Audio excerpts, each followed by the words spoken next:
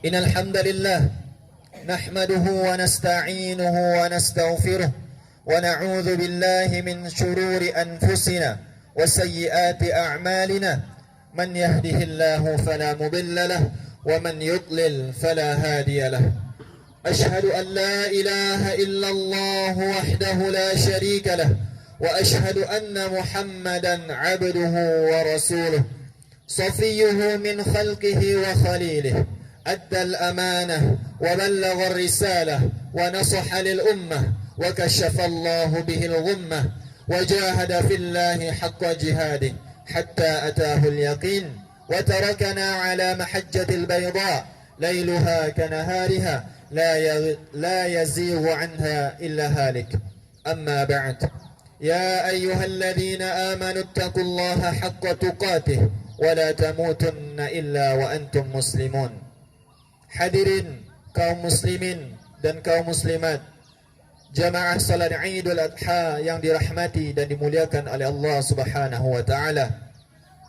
Tak terhitung sudah berapa kali kita menghadiri khutbah Id dan salat Id. Tak terhitung berapa kali kita berkumpul di tempat yang sama, mendengarkan khutbah, melaksanakan salat 2 rakaat, 7 takbir di rakaat pertama, 5 takbir di rakaat kedua. Tak terhitung berapa kali sudah kita berkurban setiap tahunnya. Ketahuilah, Idul Adha tetaplah Idul Adha. Ada keistimewaan yang selalu terulang dalam sanubari dan lisan, yang terucap dalam setiap zikir dan pesan, bahwasanya kita senantiasa harus mentauhidkan Allah Subhanahu wa taala. Karena pesan yang terkandung di dalam khutbah dan salatnya bukan semata-mata syariat yang begitu saja, tapi di balik itu adalah untuk mencapai ketauhidan kepada Allah. Karena memang sesungguhnya dan sejatinya manusia itu diciptakan melainkan hanya untuk beribadah kepada Allah, mentauhidkan Allah semata. Wa ma khalaqatul jinna wal insa illa liya'budun. Ma uridu minhum min rizqin wa ma uridu an yut'imun. Innallaha huwar razzaqu dzul quwwatil matin. Allahu akbar. Allahu akbar. Allahu akbar walillahil hamd. Saudaraku seiman, mengapa masih Allah menitipkan pada badan-badan kita ini nyawa? Mengapa masih ada orang yang lebih muda umurnya dibandingkan kita, lebih sehat jiwa dan raganya, namun lebih dahulu dipanggil oleh Allah Subhanahu wa taala? Tak lain dan tak bukan adalah karena Allah masih menanti taubat-taubat kita. Allah masih menunggu kita kembali, bukan karena malaikat lupa dan bukan pula karena malaikat lalai. Karena pada dasarnya seseorang tidak akan Allah matikan sebelum Allah cukupkan jatah rezekinya. Allahu akbar. Allahu akbar walillahil hamd. Hadirin sekalian, tak terhitung berapa kali tarikan napas, tak terhitung berapa kali jantung kita berdenyut memompa darah, tak terhitung berapa kali kedipan mata, ayunan tangan dan langkah-langkah kaki kita. Kita takkan pernah mampu menghitung nikmat-nikmat yang Allah curahkan dan Allah anugerahkan kepada kita. Wa in ta'uddu ni'matallah la tuhsuha. Walau jutaan ranting menjadi alat tulisnya, walau seluruh air di lautan menjadi tintanya, innallaha ghaniyyun hamid. Sehingga hadirnya kita di sini merupakan bagian dari bentuk kenikmatan yang telah Allah curahkan dan Allah berikan, dan bentuk syukur kita kepada Allah atas kenikmatan-kenikmatan yang telah Allah berikan, dan dalam rangka mentauhidkan Allah. Karena inti daripada syukur yang sejati adalah tauhid yang bersih dari kemunafikan, adalah tauhid yang bersih dari segala macam kesyirikan. Tauhid ini pula lah yang kita pelihara dari semenjak kita dilahirkan hingga kelak saat maut menjemput.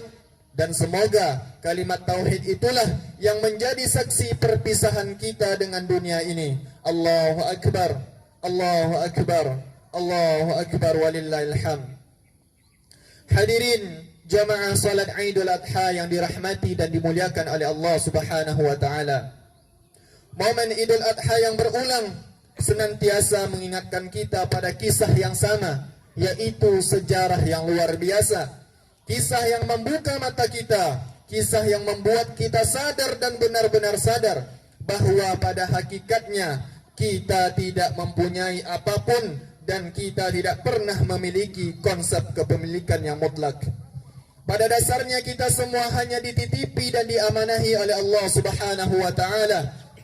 Kita bukan sedang memiliki apapun itu bentuknya, harta benda yang melimpah, anak keturunan yang banyak, kendaraan-kendaraan yang mewah, rumah-rumah yang megah, dan segala macam pernak-pernik dari perhiasan kehidupan dunia ini. Semua itu hanyalah titipan dari Allah yang mesti kita pergunakan dalam koridor syukur dan ketaatan. Sehingga tatkala kita lalai, sehingga tatkala kita lupa dan dimabukkan oleh semua itu, dan lupa pada zat yang kuasa menarik semua itu dari tangan-tangan kita, saat itulah Allah cemburu, saat itulah Allah kecewa. Nikmat yang seharusnya menambah kedekatan kita kepada Allah ternyata membuat kita semakin durhaka kepadanya. Allahu Akbar, Allahu Akbar, walillahil hamd. Hadirin yang dimuliakan dan dirahmati oleh Allah Subhanahu wa taala. Ingatlah tatkala Allah cemburu kepada Nabi Ya'qub alaihi salam, maka Allah uji Nabi Ya'qub.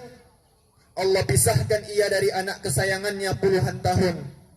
Allah pisahkan Nabi Ibrahim alaihi salam dengan anak yang ia pinta-pinta dan anak yang ia nanti-nanti selama 86 tahun. Tak cukup sampai di situ. Setelah anak itu tumbuh dan besar, Allah uji kembali untuk menyembelih buah hatinya.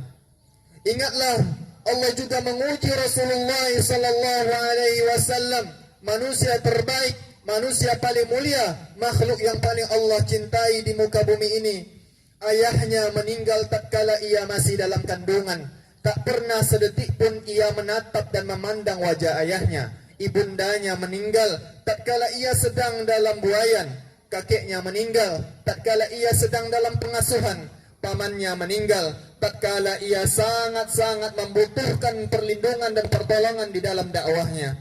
Istrinya meninggal dalam rentetan-rentetan kesedihan tersebut. Bahkan 6 dari 7 anaknya wafat di depan matanya.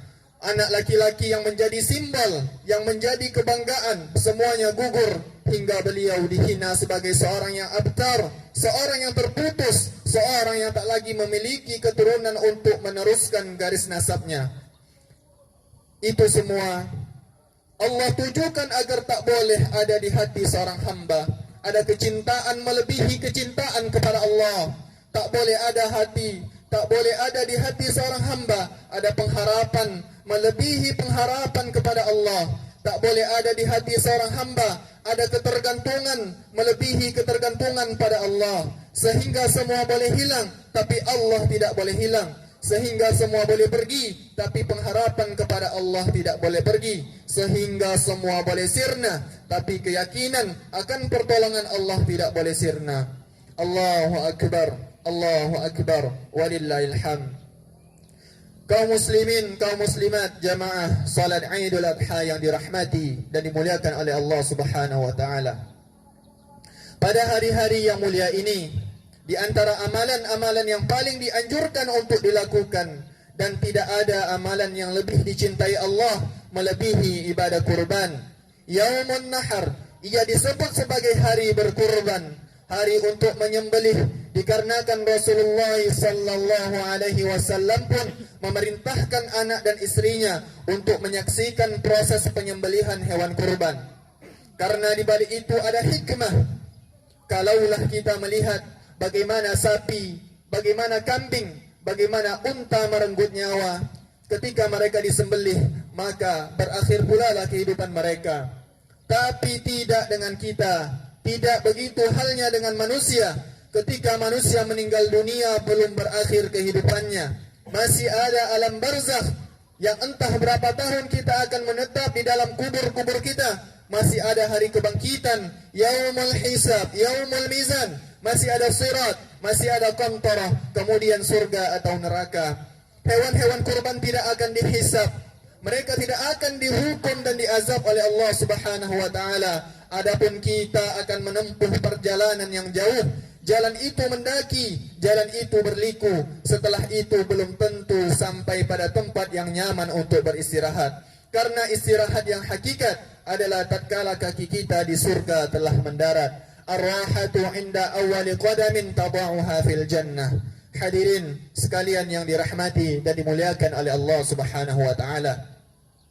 Di hari-hari ini maka tidak ada rasa syukur yang melebihi kesyukuran kita atas tauhid yang Allah tanamkan di dalam dada-dada kita, menjalankan syariat-syariat tauhid yang karenanya setiap nabi diutus, yang karenanya kitab-kitab Allah turunkan, yang karenanya para syuhada berperang hingga nyawa meregang melawan musuh-musuh tauhid, para munafikun, para penyembah taghut, para penentang tauhid. Alladzina amanu yuqatiluna fi sabilillah walladzina kafaru yuqatiluna fi sabilit taghut. Hadirin sekalian, camkanlah bahwa perang itu belum usai. Perang itu masih berlangsung dan senantiasa akan berlangsung hingga bumi dan langit ini hancur dan lebur.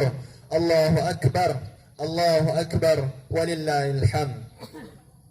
Maka barang siapa yang mengaku berdiri di atas ketauhidan, ketahuilah, tauhid itu perlu diulang-ulang, tauhid itu perlu direpetisi, dijaga dan dirawat. Sebagaimana kita mengulang-ulang Al-Fatihah 17 kali dalam salat-salat kita, sebagaimana kita bersyahadat di setiap azan kita, di setiap iqamah kita, di setiap tasyahud kita. Bukankah itu semua merupakan kalimat-kalimat tauhid?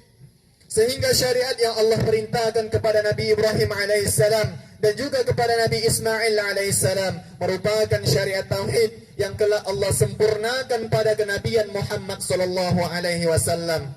Hadirin, dan lazim daripada itu semua, kita sebagai seorang hamba tidak boleh memiliki rasa kepemilikan. Semuanya adalah milik Allah. Allah yang ciptakan, ialah Rabb. Yang makna daripada Rabb itu adalah yang menciptakan dan memberi rezeki, yang mengatur segala urusan, yang memelihara, yang memiliki hak kuasa mutlak atas segala sesuatu. Innallaha ala kulli syai'in qadir. Allahu akbar, Allahu akbar, walillahil hamd. Hadirin yang dimuliakan dan dirahmati oleh Allah Subhanahu wa taala. Tak seorang pun di antara kita yang memiliki dirinya sendiri. Tak seorang pun di antara kita yang menguasai dirinya sendiri. Semuanya dikuasakan oleh Allah. Semua kita dimampukan oleh Allah. Kita hanya dimudahkan oleh karena Allah lah Raja yang berkuasa mutlak, yang menghidupkan dan mematikan. La haula wa la quwata illa billah. Allah Maha Besar. Allah Maha Besar. Tak boleh ada di antara kita yang merasa besar. Selain Allah adalah kecil dan kerdil. Semua kita hina seperti debu. Alam nakhluqkum mimma immahin, yang mana kita tidak akan mampu terlepas dari kehinaan itu kecuali dengan tauhid, kecuali dengan Islam, kecuali dengan menegakkan syariat-syariat Allah, kecuali dengan melestarikan sunnah-sunnah baginda Rasulullah sallallahu alaihi wasallam. Kalaulah bukan karena Allah memberi hidayahnya, semua kita berada di dalam kehinaan, semua kita berada di dalam kegelapan, semua kita berada di dalam kesesatan. Ya ibadi, kullukum dallun illa man hadaituhu fastahduni ahdikum. Sehingga di momen kali ini kita semakin yakin, kita semakin takjub akan kisah Nabi Ibrahim alaihissalam yang meninggalkan anak istrinya di sebuah lembah yang sangat gersang, lembah yang tandus tak berpenghuni, lembah yang tidak memiliki cadangan air. Rabbi inni askantu min dzurriyyati biwadin ghairi dhi zar'in inda baitikal muharrama rabbana liqimus shalah. Kisah ini adalah contoh yang sempurna dari ketauhidan dan paripurna. Bagaimana keyakinan kepada Allah mengalahkan logika dan akal sehat manusia. Kisah ini mengajarkan kita bahwa janji Allah itu adalah benar. Wa anna Allah la yudhi'u ajral mu'minin. Allah tak akan pernah menyia-nyiakan seorang hamba yang bertauhid, yang mengibadahinya semata. Allahu akbar, Allahu akbar, walillahil hamd. Hadirin, layaknya Nabi Ibrahim alaihissalam, begitu juga dengan istrinya Hajar. Hajar adalah sosok teladan dari seorang istri dan ibu yang memiliki tauhid yang sempurna. Ketika mengetahui semua skenario itu adalah perintah Allah, maka tak ada lagi yang mesti dipertanyakan, maka tak ada lagi yang mesti diragukan. Itulah tauhid, itulah puncak dari keimanan. Begitu pula lah mestinya kita sebagai seorang manusia yang mengaku bertauhid, Allah dan Rasulnya mesti kita tempatkan di atas segala-galanya. Allahu Akbar, Allahu Akbar, walillahil hamd. Kaum muslimin, kaum muslimat, jamaah salat Idul Adha yang dirahmati dan dimuliakan oleh Allah Subhanahu wa taala. Ingatkah kita tatkala pedihnya terik mentari membakar kulit, mengundang dahaga yang luar biasa? Jangankan Ismail alaihissalam yang masih bayi, Hajar pun sebenarnya sangat menderita di atas kondisi tersebut. Hadirin, lautan hikmah tersemat dalam kisah-kisah ini. Kisah Hajar adalah simbol dari tulus dan sucinya kasih seorang ibu. Tak ada ibu yang sanggup mendengarkan jeritan tangis anaknya, apatah lagi jeritan itu adalah jeritan tangis seorang bayi yang kehausan. Namun Hajar menunjukkan kualitasnya sebagai insan yang bertauhid. Ia tidak mendahulukan keluh kesahnya. Ia hanya berikhtiar dan memaksimalkan ikhtiarnya. Ia hanya berusaha dan memaksimalkan usahanya. Meskipun tak tahu sumber air di mana, Hajar bolak-balik berlari dari Safa ke Marwah. Ternyata air tersebut berasal dari kepakan Jibril alaihissalam, mengalir di kaki Ismail alaihissalam yang masih bayi. Lagi-lagi tidak masuk akal, lagi-lagi tidak masuk di logika manusia. Pertolongan Allah tidak pernah seperti yang kita bayangkan. Wa may yattaqillaha yaj'al lahu makhraja. Ini adalah salah satu hikmah yang mesti kita tulis dengan tinta-tinta emas. Barang siapa yang bertakwa kepada Allah, niscaya Allah akan berikan ia jalan keluar. Wa yarzuquhu min haitsu la yahtasib. Dan Allah akan beri dia rezeki dari arah yang tidak ia sangka-sangka. Begitulah hidup. Tetaplah berikhtiar, tetaplah bertawakal, tetaplah berharap kepada Allah. Meskipun kita tak tahu hasilnya apa, meskipun kita tidak tahu kapan akan membuahkan hasil, tapi percayalah, sebagaimana percayanya Hajar tatkala ia ditinggalkan oleh suaminya, apakah engkau akan meninggalkanku di lembah yang tak berpenghuni ini? Tak ada manusia, tak ada tumbuhan apapun. Allahu amaraka bihadza. Apakah ini semua adalah perintah Allah kepadamu? Iya, Allah lah yang memerintahkan kita demikian. Idzan lan yudayyi'ana. Perhatikanlah jawaban Hajar. Jika demikian, Allah tidak akan menyia-nyiakan kita. Sebab siapa yang bergantung pada pohon-pohon akan tumbang. Siapa yang bergantung pada ranting-ranting akan rapuh. Siapa yang bergantung pada harta akan binasa. Siapa yang bergantung pada usianya akan tua dan renta. Dan siapa yang bergantung kepada Allah, fa innallaha hayyun la yamut. Allahu akbar, Allahu akbar, la ilaha illallah walillahil hamd. Hadirin jamaah salat Idul Adha yang dirahmati dan dimuliakan oleh Allah Subhanahu wa taala. Semoga dengan kisah-kisah ini kedepannya kita hanya berharap kepada Allah saja. Karena sejatinya hanya Allah lah tempat bergantung dari segala macam problematika kehidupan, dinamikanya, riuh rendahnya, pasang dan surutnya, lika dan likunya. Karena Allah mampu dan kuasa atas segala sesuatu. Allah mampu memuliakan seseorang tanpa memberikannya kerajaan. Begitu pula Allah mampu menghinakan seorang raja tanpa mengambil kerajaannya. Allah mampu mengkayakan si miskin tanpa memberikannya harta. Demikian pula Allah mampu memiskinkan orang-orang kaya tanpa mengambil harta bendanya. Hadirin sekalian yang dimuliakan Allah Subhanahu wa taala. Maka di hari-hari ini dan kedepannya tak boleh lagi ada kerisauan. Tak boleh lagi ada kekhawatiran akan rezeki-rezeki kita. Benak-benak kita tidak boleh lagi disibukkan oleh kalimat besok bagaimana, besok mau makan apa. Karena Allah telah menjamin itu semua bagi kita. Wa ma min dabbatin fil ardi illa 'ala Allahi rizquha. Yang mesti kita khawatirkan dan salah satu dan satu-satunya yang mesti kita takutkan hanyalah dosa-dosa kita. Karena dosa adalah sumber dari masalah-masalah kita. Sebagaimana Allah Subhanahu wa taala berfirman, "Wa wada'na 'anka wizrak." Dan kamilah yang telah mengangkat beban dari dirimu berupa dosa-dosamu. Jadi beban yang sesungguhnya bukanlah hutang, beban yang sesungguhnya bukanlah penyakit, Beban yang sesungguhnya bukanlah banyaknya anak atau banyaknya tanggungan, namun beban yang sesungguhnya adalah dosa-dosa kita.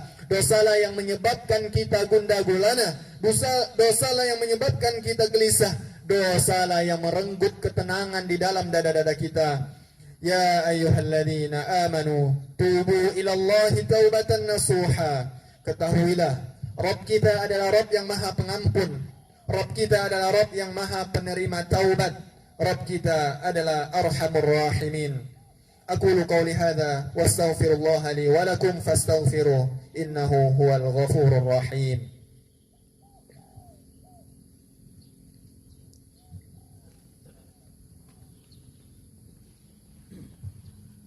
Allahu akbar, Allahu akbar, Allahu akbar, Allahu akbar, Allahu akbar, Allahu akbar, Allahu akbar.